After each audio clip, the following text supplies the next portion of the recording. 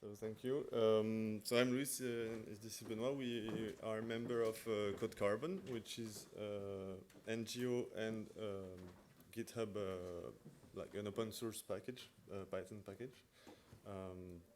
So Benoît is the president of the NGO as well, and I'm more trying to find some partnerships and yeah, so but we both are maintainers of the repository, and so the program for today is that we're going to introduce you a little bit about what our current situation is regarding the emissions of code, then what CodeCarbon is, and then a little demo, and then we're going to conclude about what can you do to reduce the footprint and the future work we have planned for CodeCarbon.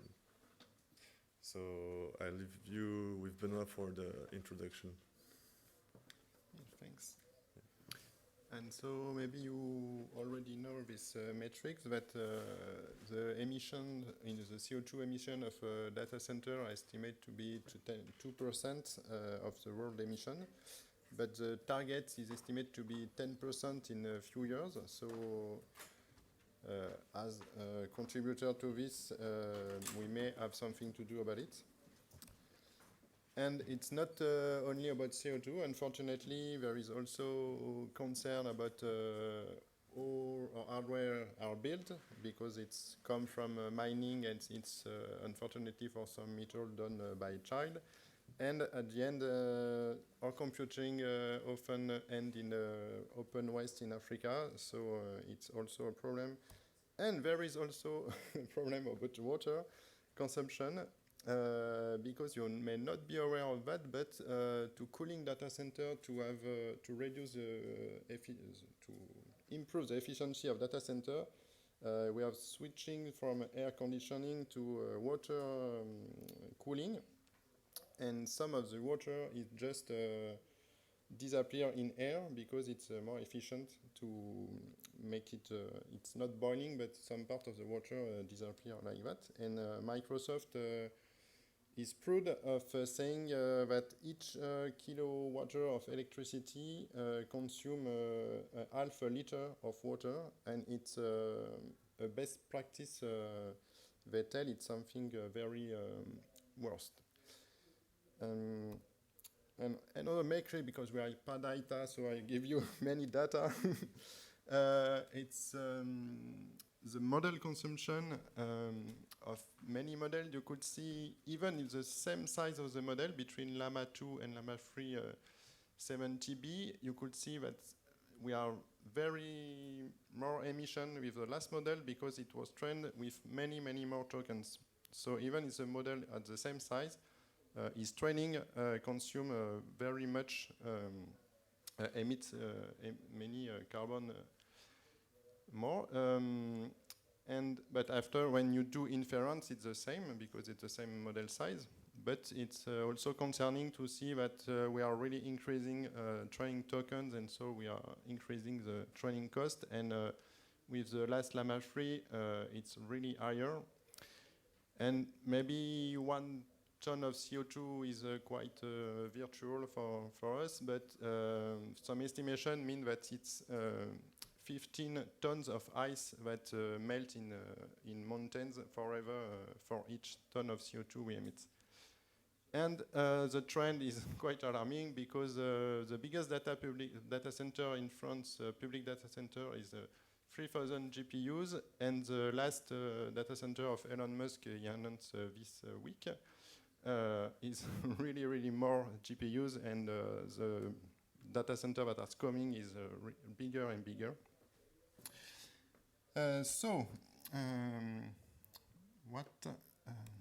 Yes. But maybe I don't show you already know that models is also bigger and bigger. And some another metrics we have found is what's for a Google search query. It's estimated that it's only 0.2 grams of CO2, and when you come to, for example, GPT-4, you are 200, more than 200, it's estimation because OpenAI don't communicate on these metrics. But you could see that it's quite twice as driving 1 kilometer with a fuel car. So it become quite concerning to use ChatGPT for common queries. So we will talk about here later on what you could do to reduce your impact. And you could see that just using GPT-4o, for example, is less emission. And so here we come to CodeCarbon, because CodeCarbon was born in 2020 by Joshua Benjo, who some may know is called the godfather of AI. And he was already concerned about the carbon emission of the model, but at this time it was more on training, and it's quite not a big deal, in fact, compared to everything in the world. But right now it's beginning to being concerned. And so the CodeCarbon package, it's a Python package, I don't mention it. I've come to the Data for Good community in France, and that's when I joined the project, and I'm with Amin and Louis and also other contributors. We have improved the package, and we could talk to you more about that also. We have also member this year of the Mozilla Tech Fund, so we have got funding from Mozilla to improve the package and to talk like we do today. And it works. So CodeCarbon monitors the hardware of your computer, of your servers, and we monitor the GPU, the CPU, and the RAM, and we multiply it by the carbon intensity of electricity of your region. It's where you are running your process. And why we do that? Because it really depends on where you are running your process, because there is region, for example, here in Europe, it's a capture of electricity map that show in real time how is produced electricity and how much carbon is emitted. And so there's country where it's really bad and other country where it's cleaner. So it's interesting to see this. And CodeCarbon, we have an architecture now we are developing, because we have the package that you could run with your own package or your own process on your own machine. We even have a command line interface if you are not using Python, but I don't think you are doing this. And you could run it offline, it's work, but you could also send the data to an API, and so it's stored in a database, and so you could have metrics and aggregates about every run you make. And so I will let Louis show you a little demo. Yeah. Wait, so I need to put it there, right?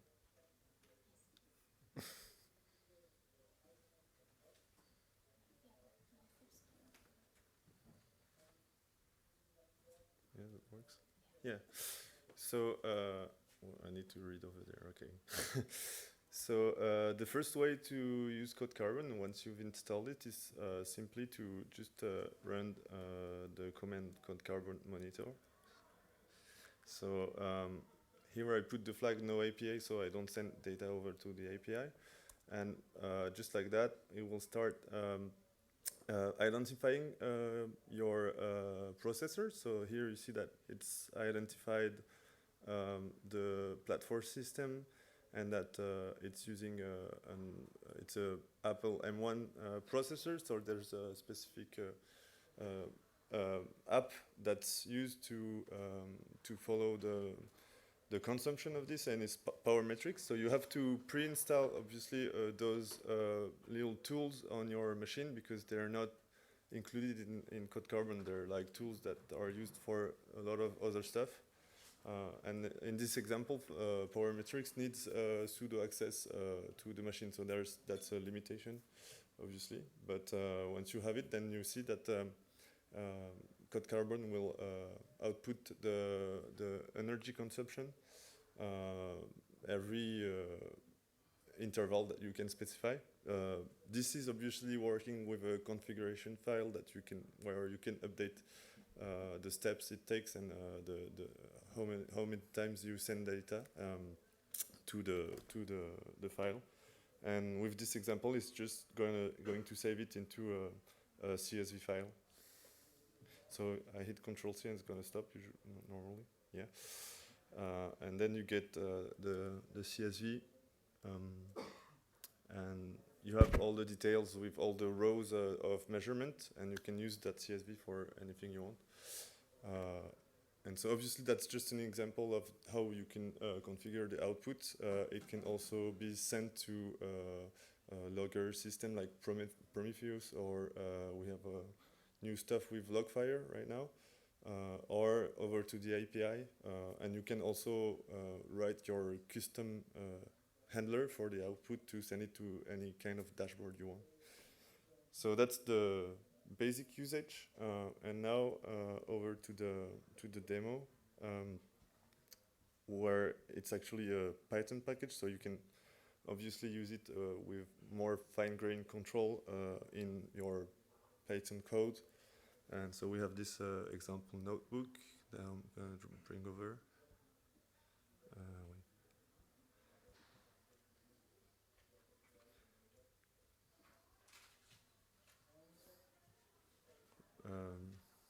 Okay. Yeah.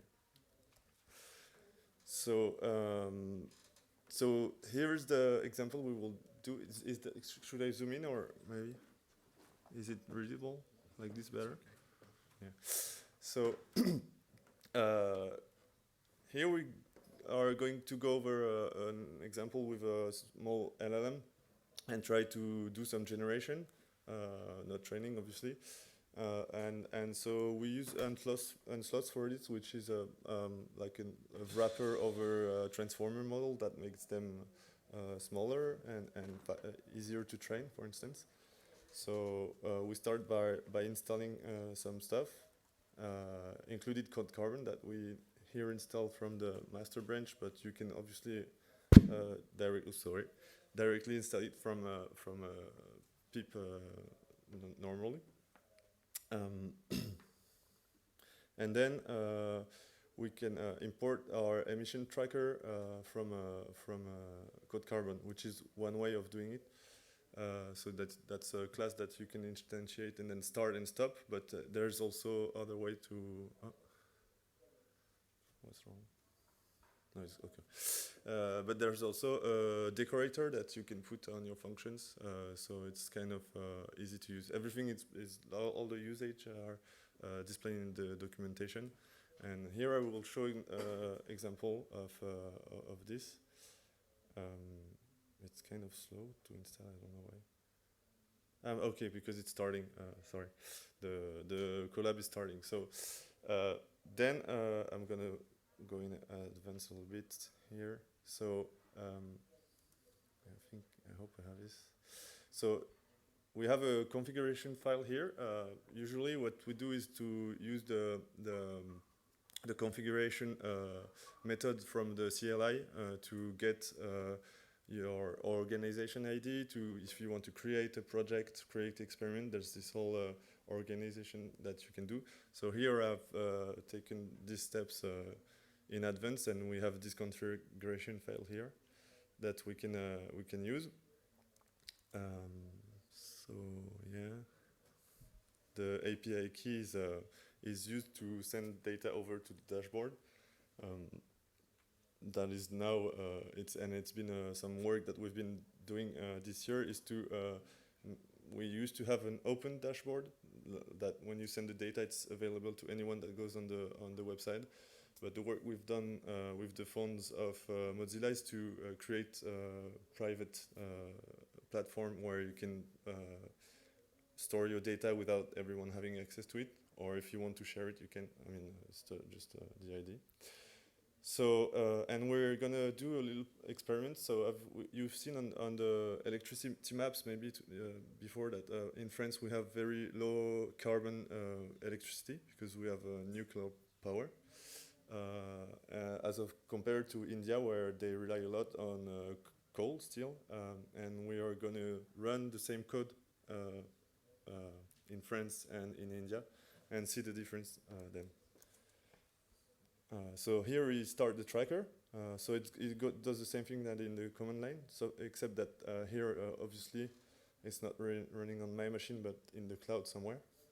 But if we use the offline tracker, we tell the tracker the location of the computing. So here we can trick it in saying that this code is running in France, which is not true, and we will see where it runs later. So we start with a small model from Google. It's the Gemma 2 billion instruct. It's one of the smallest LLMs we have now, which obviously for the demo purposes is good because it takes it doesn't take that long to download, and you can run it on small GPUs. And so I run it with Unsloth here. That is going to. So this is just the part where you see we start the tracker, and you can start just a task. So this is the task that's going to be just for loading the model. So it's going to monitor the power consumption and the emissions of just downloading the model. And here, for instance, you see that.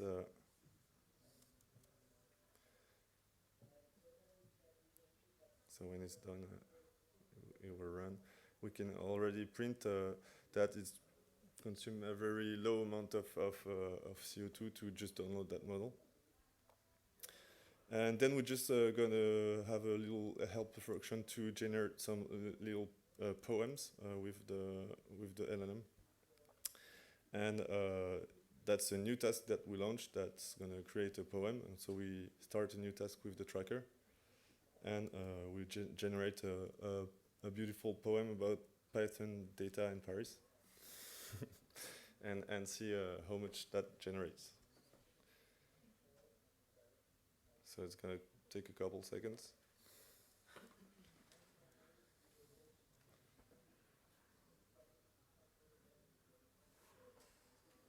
So there we go. We have this poem. I don't know if some of you are into literature. I don't know what it's worth, but that's something that that couldn't be done a few years ago. I find it amazing.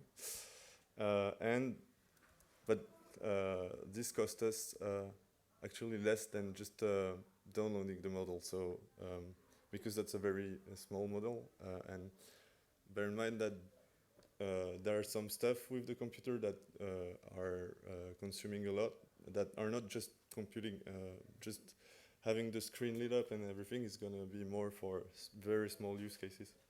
But it's just for the information. So I can then stop the whole tracker, and I can have info about the whole thing, and then I could just run the same whole thing for India, for instance. I don't know if I have enough time, but I just change the country and just run it all again. I don't know if it's probably have something in the cache for the model, but anyway, and we will be able to compare then because it's all going to go in the same file because it's the same experiment. Then we will have the ability to compare the emissions for the two countries.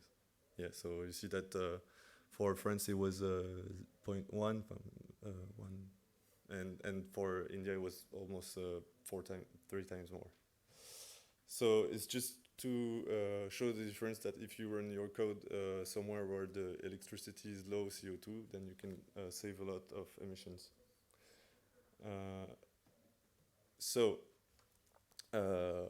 And it's also a question of when you run it actually, because this electricity carbon intensity it varies over the day. For instance, a country that relies heavily on solar, if you run your code during the day, then it's going to be solar energy and it's going to be a very low emission. Yeah, maybe. So just so you know, we can actually send data directly to the API, so it goes into the dashboard, and this is gonna actually also use the CO2 signal API token, which is the electricity map. So you have really live data about the electricity consumption, because when you use the offline tracker, it just doesn't get anything from outside, from the internet, and it will take some average that we have in static files in the repository. Okay, so and then we can generate all of the poems, and we'll see that actually I think this is probably running in the USA or something. Ouais. Okay, and so then this is all sent when you use the API to the dashboard, which I'm going to try to find. Where's my mouse? So yeah, this was run in Singapore actually. I just need to find my other.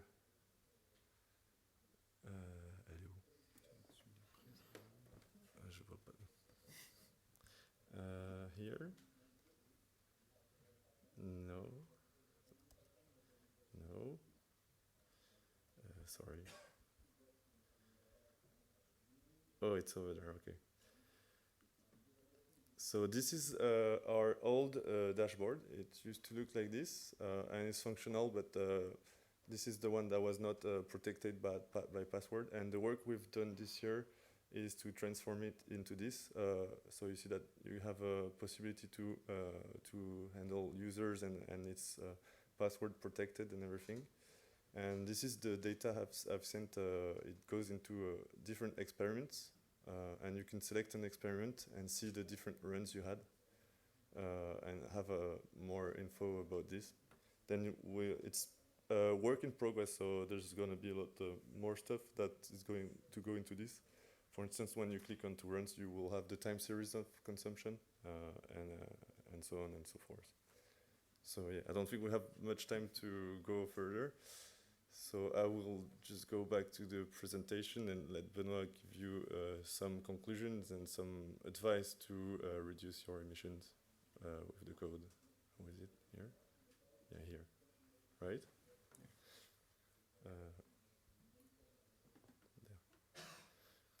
Thank you, Luis. So yes, we support, as you can have seen already, many hardwares. The package is on PyP and also on Conda. And we also have many output possibilities, so CSV, API, webhooks, Logfire, and Prometheus, to name a few. And for some quick conclusion, what you can do to reduce your carbon footprint, you could use CodeCarbon. And there is also, if you are not training your own model or running it locally, you could use Ecologist, which is also another Python package from Data for Good. Who monitor the API calls you made and estimate the carbon footprint, quite like CodeCarbon. And so if you are a front-end developer, you could build front-end that use less power on your user device to avoid them to change their device and keep it longer. And as a data scientist, you could do fine-tune small model to use smaller model in productions. You could also choose the location. It's the quickest things to do sometimes, to just localize your model in country with less emissions. And okay, as a user, you could also use a small model, or as a developer, you could also pause, if you are using Copilot or things like that, you could just pause them when you don't need it to avoid calling them for nothing. And yes, future work, it's improving the dashboard, but I will skip it because we are enough of time. So I thank you for your attention, and we are always looking for contributors.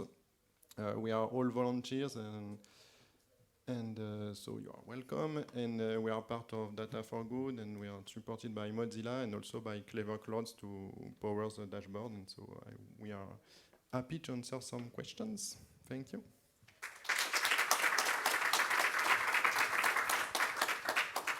Okay, cool. So for questions, if you're new to this room, please say your name before you ask the question. Thank you. Thank you very much for the presentation. I'm Axel Rochelle.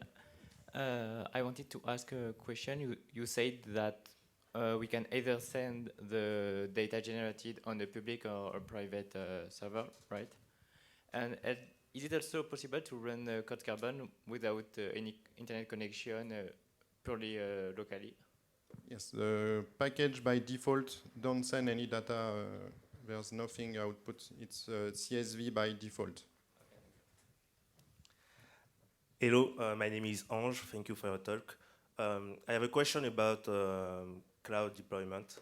I mean, the metrics that you need to use in order to compute this footprint, sometimes you can have them if you are deploying, for instance, on a virtual machine, which is pretty simple, but on managed services, I think it's quite difficult to get them. So do you have a workaround for this kind of?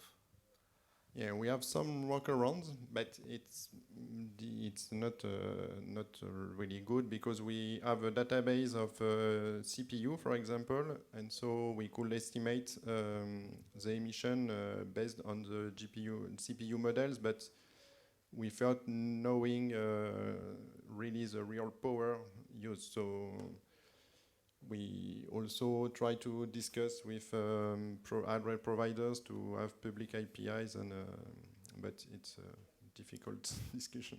You want to? Yeah, I mean, it's also our maybe our responsibility as a developer community to call on to those providers to share this data with us, because if we don't have the data, then we cannot calculate anything. Yeah. Hi, thank you for the talk. I'm Ludovic Samper. I think the question is quite related because I was wondering if, I mean, we have an API and this API is running on Docker and then it's calling other APIs like the LLM providers and so on. So how would you advise us to monitor it? I mean, what's the best practice and how the quick way to have a rough estimate? So CodeCarbon don't do this, but it's there are the tools Ecologist, which is quite new, but already have a database of providers, and so it depends on what you are calling, which API you are calling, but you could also provide the model name, for example. If you know that you are calling Llama 70B, you could tell it to the package, and so the package will monitor and give you an estimation based on the tokens you send through the API. Hi, I'm Tim. I'm as a climate activist at a big tech firm. I'm kind of curious: is this? Do you know if this functionality is already being used by companies themselves, for example, to have their own data scientists or ML engineers monitor this?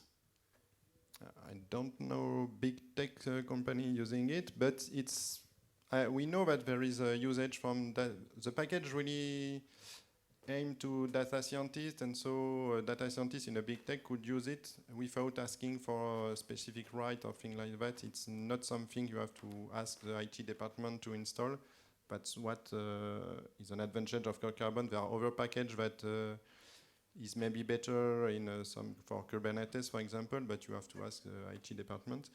And so we are more targeting data scientists. So maybe there are some that are using it, and we know some of them are using it. But as it's a broad question for every Python package developer, I think, to know their user, it's not always simple. I think we know that there's a lot of people trying it because we have like many, the repo is really active, there's many stars and maybe people putting issues. So we know that people are using it. Who they are, we don't really know. Maybe we need to improve our managing of this, because we are developers and we don't have maybe the marketing skills to know our customers, users. But yeah, I think what we think is mainly it's researchers that are using this package for research that is oriented into carbon. Yeah. So last question. Are you using electricity maps as your CO2 emissions source? And did you develop yourself the software to gather the hardware telemetry yourself, or did you use ready-made packages already available? Yeah, no, it's a two-fold question. I think we have to monitor hardware. We are using, for example, RAPL, that is implemented in the Linux kernel. And for macOS, we have power metrics. And for electricity map, in CodeCarbon, we have a static database of each countries of the world with which come from. Sorry, I don't remember. Our world in the data. Yes, thank you. It comes from our world in data. And you could also get an API token from electricity map to have data in real time. Okay, thank you very much. Another round of applause for our speakers.